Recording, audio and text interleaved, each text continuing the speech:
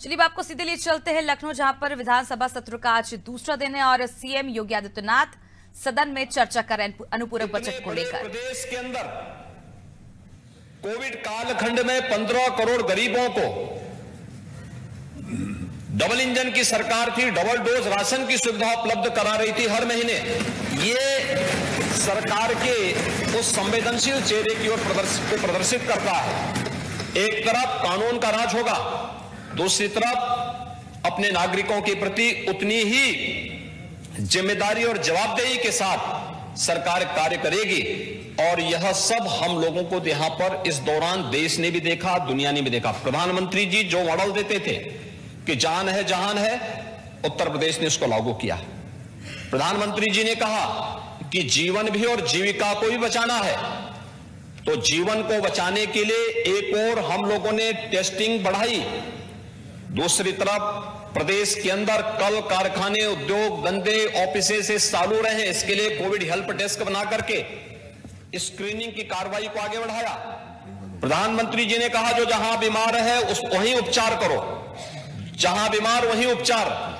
तो इसके लिए आंगनबाड़ी, आशा वर्कर, एएनएम, हेल्थ वर्कर्स, इन सब को लेकर के घर घर स्क्रीनिंग करने की कार्रवाई और उपचार की सुविधा उपलब्ध करवाई गई। उत्तर प्रदेश के इस मॉडल को सबने स्वीकारा और आज उत्तर प्रदेश देश के अंदर अपना न केवल ईज ऑफ लिविंग में बल्कि ईज ऑफ डूइंग बिजनेस में एक बेहतरीन लक्ष्य को लेकर के आगे बढ़ा है। और महोदय, आज जब हम लोग यहां पर नई सरकार के गठन होने के बाद अपने पहले अनुपूरक बजट को लेकर के सदन में इस पे चर्चा हुई, मैं सबसे पहले उन सभी माननीय सदस्यों का जिन्होंने इस पूरी चर्चा में भाग लिया, अपने अमूल्य सुझाव दिए हैं, उन सबको हृदय से धन्यवाद देता हूं। अनुपूरक बजट को लेकर के देखेंगे तो हमारा प्रदेश शासन का 22-23 का ये बजट लगभग 6.5 लाख करोड़ रुपए का पहुंचने जा रहा है। उत्तर प्रदेश जैसे राज्य के लिए अपेक्षा की जाती है जहां पे 25 करोड़ की आबादी निवास करती थी, उस बड़ी आबादी के लिए एक बड़ी सोच के साथ हम कार्य कर सकें। और बड़ी सोच के साथ कार्य करते हुए हम लोगों ने इस दौरान बेहतरीन वित्तीय प्रबंधन का उदाहरण भी प्रस्तुत किया। आज देश के अंदर जिन राज्यों की आबादी उत्तर प्रदेश से 1/6 है, 1/8 है, 1/4 है, वे लोग घाटे का बजट प्रस्तुत करते हैं। उत्तर प्रदेश राजस्व सरप्लस स्टेट है। यह उत्तर प्रदेश की उपलब्धि है। लगातार पिछले 5 वर्षों से राज्य सरकार ने अपनी इस वित्तीय प्रबंधन का लोहा मनवाया है। बजट में एफआरबीएम की सीमा को कोविड-19 के बावजूद भी हम लोगों ने कभी लांघा नहीं, उसको उस सीमा के दायरे में रहकर के बजट भी बनाया। प्रदेश के अंदर न केवल लोक कल्याणकारी योजनाओं को बल्कि इंफ्रास्ट्रक्चर के बड़े बड़े कार्यों को भी लेकर के प्रदेश को एक नई गति देने का कार्य हुआ है। और उसी कार्यक्रम को लेकर के हमें आज जो अनुपूरक बजट प्रस्तुत करना पड़ा है, स्वाभाविक जिज्ञासा थी हमारे मित्रों की कि अभी बजट का पूरा पैसा खर्च नहीं हुआ, फिर अनुपूरक बजट की आवश्यकता क्यों पड़ी। स्वाभाविक रूप से जिज्ञासा है भी, होनी भी चाहिए। और मैं उसके बारे में बताना चाहूंगा कि कुछ चीजें ऐसी थी जिन पर हमें ये कदम उठाने पड़े थे। एक, उत्तर प्रदेश जैसे राज्य को हम आदरणीय प्रधानमंत्री जी के विजन के अनुरूप भारत की अर्थव्यवस्था का ग्रोथ इंजन बना सके, इस दृष्टि से उत्तर प्रदेश के अंदर आज के दिन पर कुछ नए कदम उठाने की आवश्यकता है।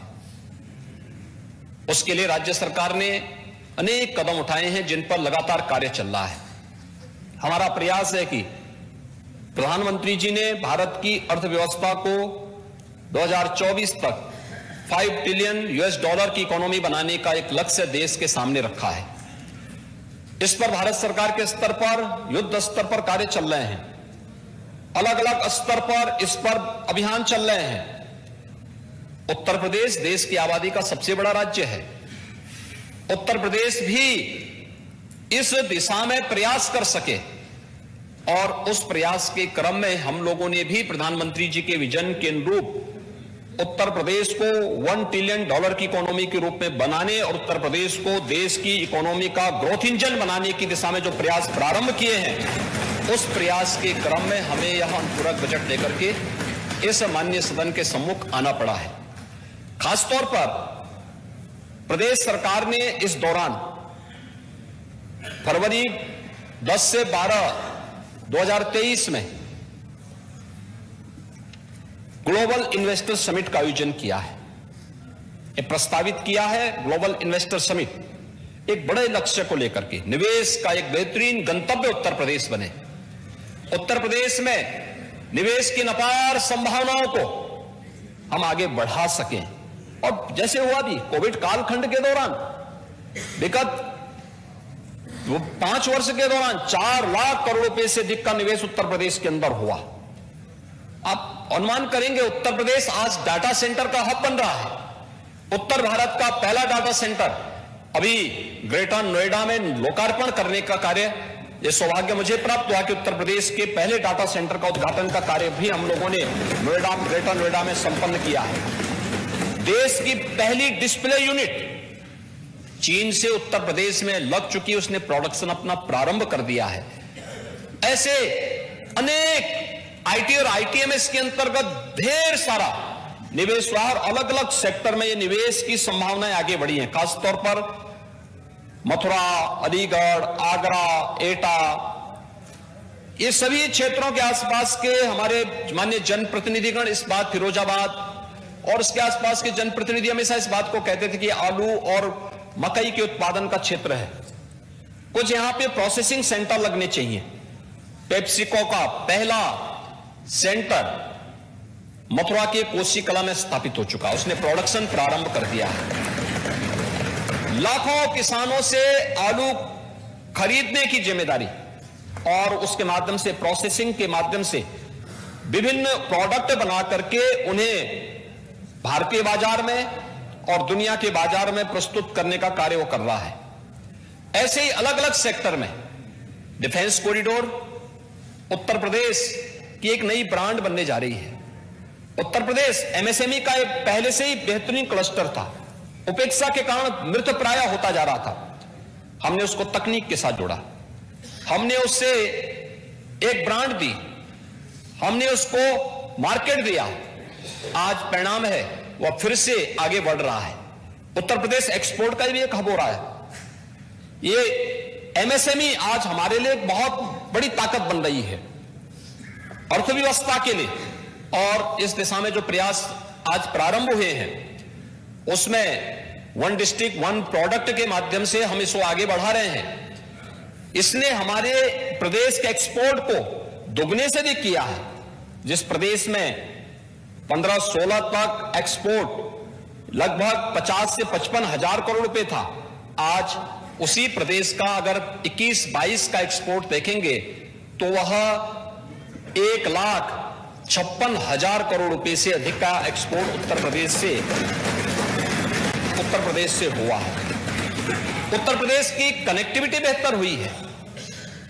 आज 6 एक्सप्रेसवे वाला देश का पहला राज्य उत्तर प्रदेश बन चुका है। उत्तर प्रदेश